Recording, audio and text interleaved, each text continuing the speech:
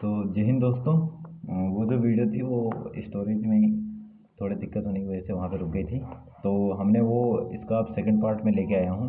First part में हमने vocab clear कर लिया था।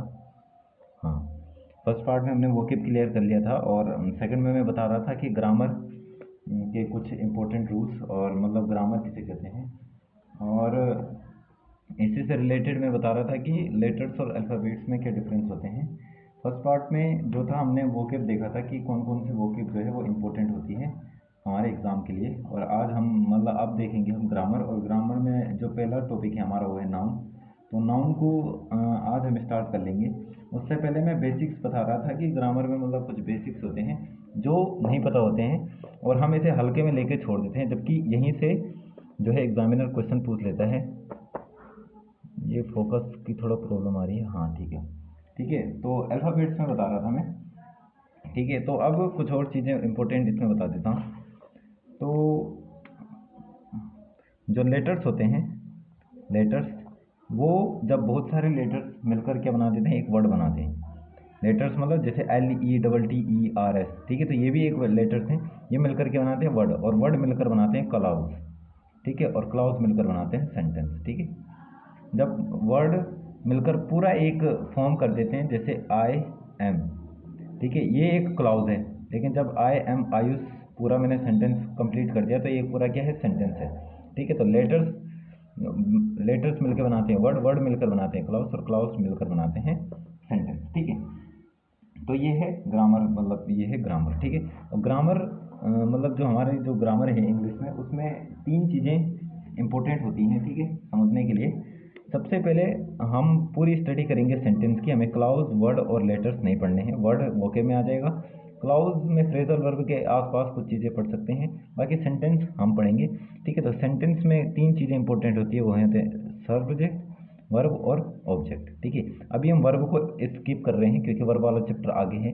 अभी हम सब्जेक्ट और ऑब्जेक्ट के बारे में पढ़ेंगे, ठीक है। तो सब्जेक्ट और ऑब्जेक्ट नॉर्मली क्या होता है इंग्लिश में, जो भी वर्ड सेंटेंस के पहले लिखा होता है उसे सब्जेक्ट कहते हैं, और जो लास्ट में लिखा है तो ऑब्जेक्ट कहते हैं। ये ट्रू डेफिनेशन तो नहीं है, लेकिन समझने के लिए सेंटेंस के जो स्टार्टिंग में होता है वो सब्जेक्ट और लास्ट में हो जाता है वो ऑब्जेक्ट, ठीक है। जैसे कि मैं बोलूँ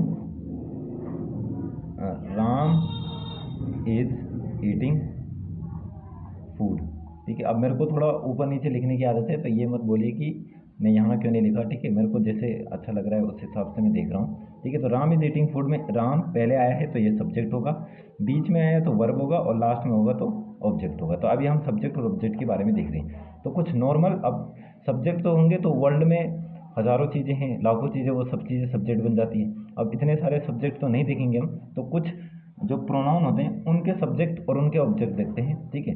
तो इम्पोर्टेंट सब्जेक्ट होते हैं जो होते हैं आई, ठीक है, we, you, they. I hope इनकी हिंदी मीनिंग आपको पता होगी, नहीं पता होगी तो भी हम आपको बता देते हैं, ठीक है। ही और शी, और आएगा कोई नेम, ठीक है। तो आई का बन जाता है मी, ठीक है। वी का बन जाता है अस, मतलब आई अगर सब्जेक्ट के रूप में होता है तो आई यूज़ होगा, अगर आई लास्ट में यूज़ होगा तो अस, नहीं आई लास्ट में होगा तो मी, ठीक है। जैसे अगर एक सेंटेंस लिखूँ मैं, डू यू लव मी, ठीक है। तो यहाँ पे देखिए, यहाँ पे डू यू लव आई नहीं होगा, क्योंकि यहाँ पे जो सेंटेंस के लास्ट में ये ऑब्जेक्ट के रूप में यूज़ हो रहा है। तो ऑब्जेक्ट का हम यहाँ पे क्या करेंगे, आई का क्या कर देंगे, मी। आई का मतलब भी मेरा होता है, मी की मतलब भी मैं, आई का मतलब भी मैं, मी का मतलब भी मैं, वी का मतलब भी हम, और अस का मतलब भी हम, ठीक है। तो ये यू का यू ही रहता है, ठीक है, और योर का योर ही रहता है। दे का हो जाएगा देम, ठीक है। आई वी यू, दे का हो जाएगा देम। ही और शी का, ही का हो जाएगा हिम, और शी का हो जाएगा हर, ठीक है। और नेम का क्या रहेगा, नेम ही रहेगा, ठीक है। राइटिंग में नहीं देखेंगे, ध्यान रखेंगे कि मैं बोल क्या रहा हूँ, उसमें ज़्यादा ध्यान देंगे, ठीक है। तो सेंटेंस के शुरू में हो जाए तो सब्जेक्ट, सेंटेंस के लास्ट में हो जाएगा तो ऑब्जेक्ट, ठीक है। तो एक अच्छा सा एक एरर बताता हूँ आपको, एक थोड़ा सा एक कॉन्सेप्ट है, ठीक है। वो कॉन्सेप्ट हम आगे भी देखेंगे, लेकिन यहाँ पे एक कॉन्सेप्ट है, ठीक है। कॉन्सेप्ट से पहले मैं एक क्वेश्चन आपको बताता हूँ कि क्या होगा, ठीक है। तो तो कौन सा इनमें से सही है बताएंगे? He is better than me, ये सही है, या he is better than I? ठीक है, ये कंपैरिजन वाला देन है। ठीक है, तो इनमें से कौन सा सही है? नॉर्मली जो लोग हैं वो ये बोलते हैं कि ही इज़ बेटर देन मी, जबकि ये बिल्कुल ही ग्रामेटिकल रूप से गलत है, और he is better than I ये सही है। अब बताएंगे क्यों। तो जब भी ऐसा आता है कि कोई भी दो, इफ एनी टू सब्जेक्ट और object is joined by than, ठीक है, अगर कोई भी दो सब्जेक्ट और ऑब्जेक्ट जो है वो देन से जुड़े हुए हैं, तो इफ यहाँ पे कंडीशन पहले होगी, if first is object then, ये वो वाला देन है कि देन, ठीक है ये देन और ये देन डिफरेंस है इनमें। ठीक है, if first is object then second also object. ठीक है, मतलब अगर देन से पहले कोई ऑब्जेक्ट है तो देन के बाद भी क्या आना चाहिए? ऑब्जेक्ट आना चाहिए। और सेम चीज़ है, अगर सब्जेक्ट है तो देन के बाद भी क्या होना चाहिए? सब्जेक्ट होना चाहिए। नोट्स में भी लिख देंगे कि अगर देन से पहले कोई चीज़ सब्जेक्ट में है तो देन के बाद भी सब्जेक्ट में होना चाहिए। देन से पहले अगर ऑब्जेक्ट है तो देन के बाद भी क्या होना चाहिए? ऑब्जेक्ट होना चाहिए। अब यहाँ पे क्या था? ही क्या था यहाँ पे? ही क्या था यहाँ पे? सब्जेक्ट था, तो देन के बाद भी क्या आना चाहिए था? सब्जेक्ट, जबकि यहाँ पे क्या लिखा है? ऑब्जेक्ट, तो जबकि हमें क्या लिखना चाहिए था? सब्जेक्ट। अब आप बोलोगे कि अभी हमने कहा था कि जो वर्ड सेंटेंस के लास्ट में होगा वो तो ऑब्जेक्ट होगा, इस हिसाब से आई भी ऑब्जेक्ट होना चाहिए। मैंने कहा था ये एक नॉर्मली ये कंडीशन देखी जाती है, लेकिन हर किसी केस में ऐसा नहीं होगा। यहाँ पे आई क्या है? यहाँ पे सब्जेक्ट है। आई क्या है? सब्जेक्ट। और आई हमेशा सब्जेक्ट ही होगा, क्योंकि आई सब्जेक्ट के रूप में ही यूज़ होगा। अगर हम यहाँ पे ऑब्जेक्ट ऐसे सोचेंगे तो आई में लिखता ही नहीं, हमें क्या लिखना पड़ता है? यहाँ पे मी ही लिखना पड़ता है। ठीक है, एक और एग्जाम्पल है, देखिए अब यहाँ पे बताएंगे कि क्या होगा।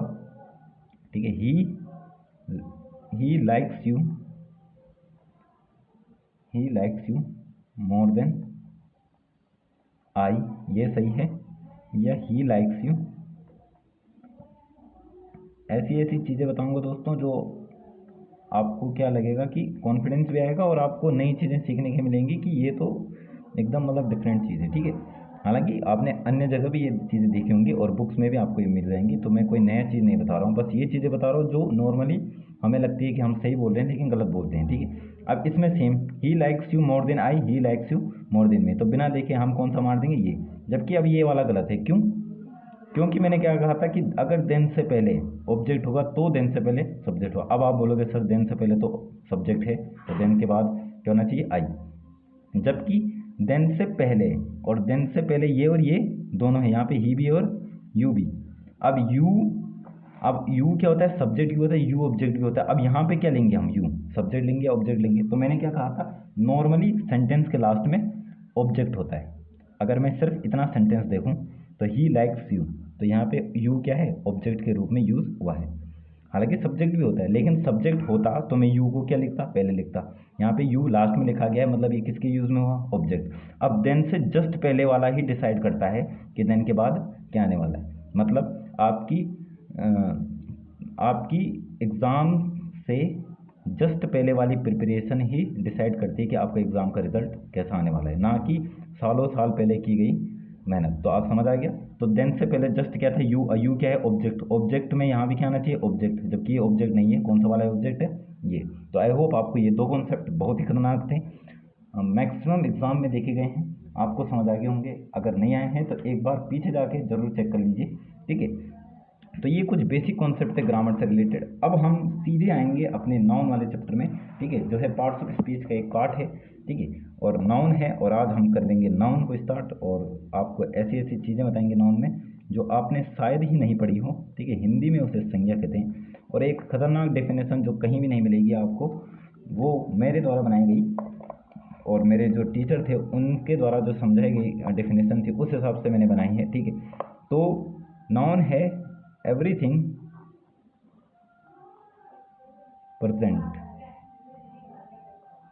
everything present which we can hear और सी और कैन स्पीक इज नाउन। ठीक है, everything present which we can hear see can speak is noun in universe. ठीक है, ठीक है। अब मैं noun is the name of percentage और थिंग वाली डेफिनेशन को हटा के ये वाली डेफिनेशन अगर आप याद करोगे तो, जबकि आपको इतनी बड़ी डेफिनेशन भी याद नहीं करनी है, आपको सिंपल याद रखना है कि एवरीथिंग इज नाउन। ठीक है, एवरीथिंग इज नाउन। अब नोट कीजिए कि ये वाला एवरीथिंग नाउन नहीं है। एवरीथिंग मतलब सब चीज़ें। इस अर्थ में, इस यूनिवर्स में जो भी चीज़ें आज तक आपने देखी हैं, सुनी है और जिसके बारे में आप बोल सकते हैं वो नाउन है। एग्जाम्पल के लिए हमारी अर्थ क्या है, नाउन है। आप अपने आसपास कुछ भी चीज़ें देखें वो क्या होंगी, नाउन होंगी ही होंगी, अगर आप उसे देख पा रहे हैं, सुन पा रहे हैं या बोल पा रहे हैं। ठीक है, बाकी और इस चीज़ और ये दुनिया बिना किसी चीज़ के बनी ही नहीं है। सिर्फ किस चीज़ से बनी है, नाउन से। भगवान ने सिर्फ एक ही चीज़ बनाया है वर्ल्ड में, नाउन। बाकी बनाया गया प्रोनाउन इंसानों से, एडजेक्टिव इंसानों ने, एडवर्ब इंसानों ने, इंटरजेक्शन कंजक्शन सब चीज़ें किसने बनाई है, इंसानों ने। जबकि नाउन बनाया है किसने, भगवान ने। अर्थ बनाया भगवान ने, बॉय किसने बनाया है, भगवान ने। गर्ल किसने बनाया है, भगवान ने। अब आप कमेंट सेक्शन में एक ऐसा वर्ड मेरे को बताएं जो आपने देखा हो, सुना हो और बोला हो या कुछ भी हो और वो नाउन नहीं है। ठीक है, तो आप इस डेफिनेशन को क्या कर सकते हैं, गलत कर सकते हैं। ठीक है, लेकिन मेरे हिसाब से इस दुनिया में जो भी चीज़ है वो क्या है, एक नाउन है। ठीक है, अब कुछ लोग इसमें कहेंगे कि देख तो हम ब्लैक भी सकते हैं। ठीक है, ब्लैक भी हम क्या कर सकते हैं, देख सकते हैं, और ये क्या है, एडजेक्टिव। सही बोला है, गलत बोला? ठीक है, लेकिन ब्लैक एडजेक्टिव नहीं है। नहीं, ब्लैक एडजेक्टिव है लेकिन ये नाउन भी है। नाउन ही तो कभी कभी एडजेक्टिव बन जाता है। नाउन ही क्या बन जाता है, कभी कभी एडजेक्टिव बन जाता है। ठीक है, ब्लैक क्या है, नाउन भी है। जैसे मैंने ब्लैक इज ब्यूटीफुल कलर। अब क्या है, ब्लैक, ब्लैक नाउन। यहाँ पे क्या है, ब्लैक। यहाँ पे ब्लैक एडजेक्टिव नहीं है। यहाँ पे ब्लैक किसी की विशेषता नहीं बता रहा है कि ब्लैक कलर की शर्ट है या ब्लैक कलर का पेन है या ब्लैक कलर का कुछ है। ठीक है, ब्लैक क्या है, सॉरी थोड़ा सा डिस्टेंस हो गया, थोड़ा ब्लर हो रहा है वहाँ पे, इधर कर देता हूँ। ठीक है, अब ब्लैक यहाँ पे किसी की विशेषता नहीं बता रहा है, ब्लैक, जबकि यहाँ पे किसके रूप में हुआ है, नाउन के रूप में। ठीक है, तो ब्लैक भी क्या है, एडजेक्टिव। अब आप कहोगे ऑनेस्टी, अब ये तो नाउन नहीं है, ये कौन सा वाला नाउन है, ऑनेस्टी नहीं है नाउन। ऑनेस्टी तो एडजेक्टिव है और ये दिखती भी नहीं है, ना ही आज तक किसी ने देखी ना किसी ने जानी। जबकि नाउन क्या होती है, एक वाला नाउन आपने देखा होगा जिसे हम फील करते हैं, वो ऑनेस्टी नहीं होती, वो दूसरे प्रकार के नाउन है। वो भी हम जब उस वाले नाउन वाले चैप्टर में पढ़ेंगे, नाउन वाले मतलब लास्ट वाले पार्ट में देंगे, जिसमें अब्स्ट्रैक्ट नाउन है जिसे हम फील कर सकते हैं, वो वाले। जैसे हैप्पीनेस है, हैप्पीनेस को हम क्या कर सकते हैं, फील कर सकते हैं कि कोई इंसान हैप्पीनेस में है, तो ये नाउन है। ठीक है, तो आई होप आप समझ गए होंगे कि जो भी इस दुनिया में जो भी चीज़ें प्रेजेंट हैं वो हम नाउन के नाम से जानते हैं। और अब इस नाउन को फर्दर जो साइंटिस्ट, जो हमारे अंग्रेज हैं, जो भी हैं, उन्होंने 5 भागों में डिवाइड किया है। सबसे पहले जो नाउन आता है उस नाउन का नाम है guys proper noun. Proper noun. अब ये क्या होता है, प्रॉपर नाउन का मतलब है कि कोई चीज़ आप प्रॉपर अगर किसी चीज़ को बता रहे हो तो प्रॉपर नाउन। मतलब मैंने कहा एक लड़का है, अब एक लड़का है, मुझे नहीं पता चला कि कौन सा लड़का है, लेकिन अगर मैंने उस लड़के का नाम बता दिया, अब यहाँ पे राम नहीं संजय बोल देंगे हम, क्योंकि राम बहुत ही पॉपुलर हो गया है। ठीक है, तो एक लड़के का अगर मैंने प्रॉपर नाम ही बता दिया कि संजय है, अब इससे हम किसी लड़के को खोजने में आसानी मिलेगी, तो वो क्या हो जाएगा, प्रॉपर हो जाएगा। ठीक है, प्रॉपर जैसे हम बोलते हैं ना, प्रॉपर लोकेशन भेजो। जैसे किसी ने आपको कहा कि कहाँ रहते हो और आपने कहा कि मैं ऋषिकेश, ठीक, ऋषिकेश में रहता हूँ। अब ऋषिकेश तो इतना बड़ा है, इतने बड़े जगह में अगर आपने प्रॉपर एक जगह बता दी कि मैं उस जगह में, मतलब उस ऋषिकेश के अंदर इस जगह में, इस गली में, इतने वाले घर में रहता हूँ, तो ये आपने कौन सा नाउन में डिफाइन कर दिया, उसे प्रॉपर नाउन में। ठीक है, तो किसी का एग्जैक्ट डेफिनेशन, एग्जैक्ट नाम को क्या कहते हैं, प्रॉपर नाउन। जैसे संजय हो गया, मैंने बोला बहुत सी नदियाँ बहुत ही पवित्र हैं, लेकिन कौन सी नदी है सबसे पवित्र, गंगा। ठीक है। तो नाम ले लिया तो क्या हो गया, proper noun. I hope definition लिखने की जरूरत नहीं होगी, डेफिनेशन किसी की भी याद नहीं करनी है, लेकिन आपको समझ आ जाना चाहिए कि होता क्या है, ठीक है। और भी होते हैं, लड़कियों का नाम भी लिख देते हैं यहाँ पे सीता, ठीक है, लड़कियों का कोई दूसरा नाम नहीं लेंगे दोस्तों, ठीक है। तो प्रॉपर नाउन है। दूसरा है कॉमन।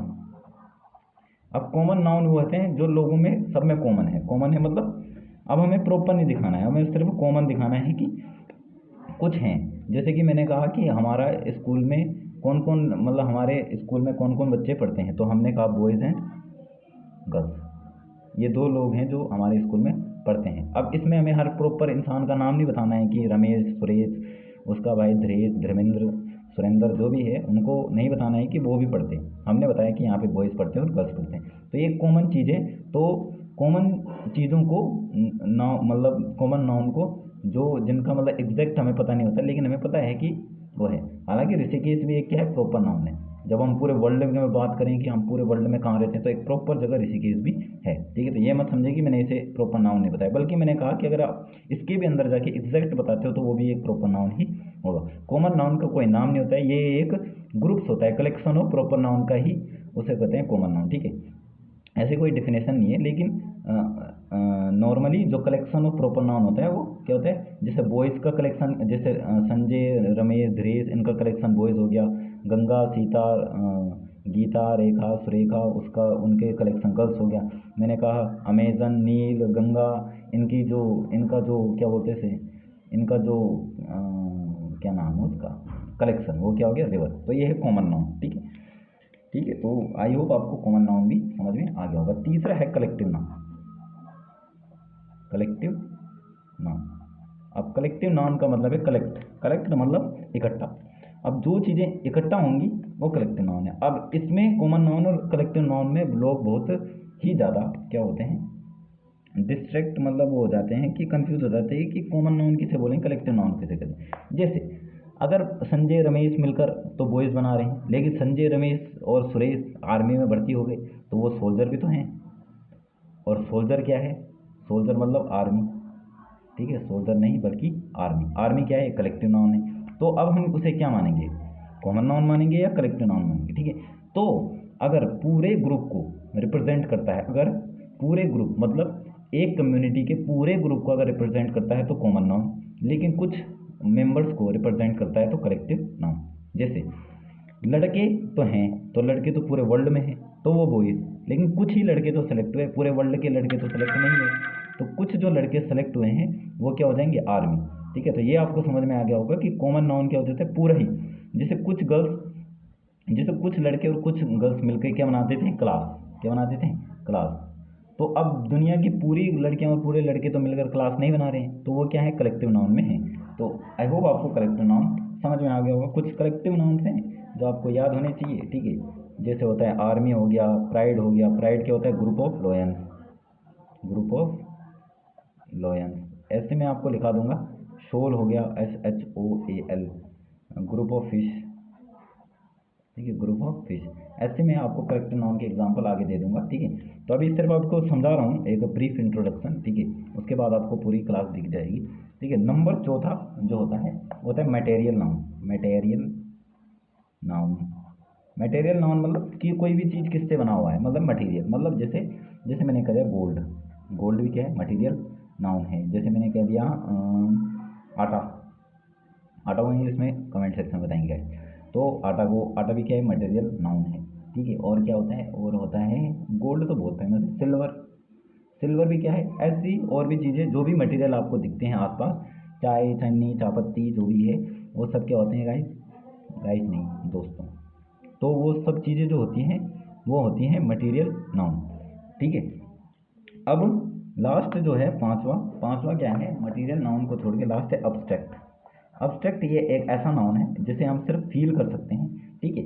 बाकी देख और सुन, मतलब सुन भी सकते हैं, नहीं सुन तो नहीं सकते, कभी कभी मतलब सिर्फ क्या कर सकते हैं, फील कर सकते हैं कि ऐसी कोई चीज़ है। जैसे अब्स्ट्रैक्ट नाउन में हैप्पीनेस, हैप्पीनेस हम फील कर सकते हैं, ठीक है। हालांकि दिख भी जाती है, कैसे दिखती है, कोई मुस्कुरा रहा है मतलब हैप्पी है। अब जरूरी नहीं कि हर मुस्कुराता हुआ इंसान हैप्पी हो, लेकिन नॉर्मली हंसता हुआ इंसान हैप्पी माना जाता है, ठीक है। सैड, सैड नहीं होता, सैडनेस, ठीक है, सैडनेस है एक हैप्पीनेस, ठीक है। सैडनेस हो गया, सैडनेस मतलब कोई दुखी इंसान, ठीक है, तो वो उसकी शक्ल देख के भी हम क्या कर सकते हैं, तो ये एक फीलिंग्स होती हैं, जो हैप्पीनेस है, जैसे लव की हो गई, हेट की हो गई, ये क्या है, फीलिंग्स, और ये फीलिंग्स को हम फील कर सकते हैं। तो जो भी फीलिंग होती है वो भी क्या होते हैं, नाउन होते हैं। तो आई होप आपको जो होंगे वो नाउन आगे होंगे। अब ये तो था पुराने ज़माने का तरीका, और अब हम आ चुके हैं नए ज़माने में। अब चूँकि हम नए ज़माने में आएंगे तो नए ज़माने का नाउन भी देख लेते हैं कैसा होता है। तो नए ज़माने का जो नाउन है बच्चों, इन्होंने दो ही तरीके से डिवाइड कर दिया है। उन्होंने कहा अगर हम उन्हें गिन पा रहे हैं तो काउंटेबल, और नहीं गिन पा रहे हैं तो अनकाउंटेबल, ठीक है, अनकाउंटेबल नाउन।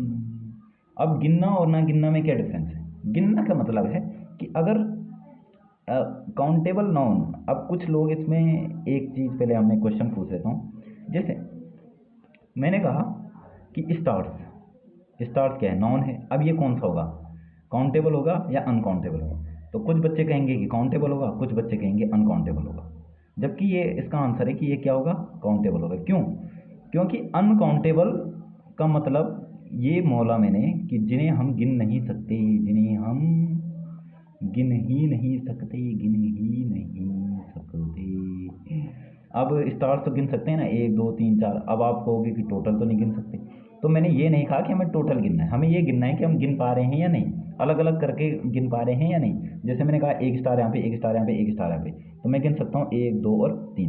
तो क्योंकि मैं इनको गिन पा रहा हूँ इसलिए ये क्या है, काउंटेबल नाउन। अगर मैं इनको गिन नहीं पाता, जैसे जैसे मैंने कहा मिल्क, मिल्क एक है मटेरियल नाउन। अब मटेरियल नाउन तो है लेकिन यहाँ पे ये अनकाउंटेबल है। अब मिल्क को गिन पाओगे कि एक मिल्क ये रहा, 1 2 3। अनकाउंटेबल को गिनने के लिए, अनकाउंटेबल को गिनने के लिए पीछे क्या लगाई जाती है, क्वांटिटी, ठीक है। तो क्वांटिटी अगर किसी भी नाउन के पीछे यूज हुई है तो वो नाउन क्या है बच्चों, अनकाउंटेबल नाउन। अगर हम बोलते हैं 1 किलो आटा, तो मतलब आटा क्या है, अनकाउंटेबल नाउन। कभी आपने कहा कि 1 किलो स्टार या 1 किलो ये, किसी भी चीज़ को गिनने के लिए अगर हमें क्वांटिटी का यूज़ करना पड़ रहा है तो वो अनकाउंटेबल है, एक्सेप्ट बनाना, ठीक है। अब ये मत बोलना कि बनाना को गिनने के लिए हम अनकाउंटेबल का यूज़ करते हैं कि 1 दर्जन बनाना, ठीक है। वो तो एक मतलब लोगों ने अपने इजी के लिए कि बनाए हैं कि अगर ए को लेना है तो 12 का ग्रुप ले लेंगे, ठीक है। तो वो एक इजी करने के लिए, लेकिन नॉर्मली जिनको गिनने के लिए हमें क्वांटिटी का यूज़ करना पड़े वो तो अनकाउंटेबल होते हैं, और जिनको हम मैन्युअली हाथ से गिन पाते हैं वो काउंटेबल। अब इसमें एक भयानक चीज़ आती है, राइस। अब कुछ बच्चे कहेंगे बच्चों कि मैं सर हमने तो इतनी सी राइस ली और उसे एक एक करके गिन लिया, तो ये काउंटेबल होना चाहिए। लेकिन राइस काउंटेबल नहीं है बच्चों, अनकाउंटेबल है। क्यों? क्योंकि जब हम राइस को लेते हैं दुकान से तो हम उसे काउंट करके नहीं लेते हैं, हम उसे हमेशा क्या लेते हैं, अनकाउंटेबल। क्योंकि अगर आप काउंट करके लेने लग गए कि मेरे को दुकानदार से सिर्फ 100 राइस चाहिए, हालांकि उसे हम काउंट कर सकते हैं, लेकिन जब हम उसे यूज़ करते हैं तो काउंट करके नहीं करते हैं। तो क्योंकि हमारा जो इंग्लिश वर्ड है वो यूजेबल है, मतलब हमें उसे यूज़ करना है, हमें स्पीक में बोलना है, यूज़ करना है। तो हम यहाँ पे ऐसा तो बोलेंगे नहीं कि 100 चावल दो या 200 चावल दो, 300 चावल दो।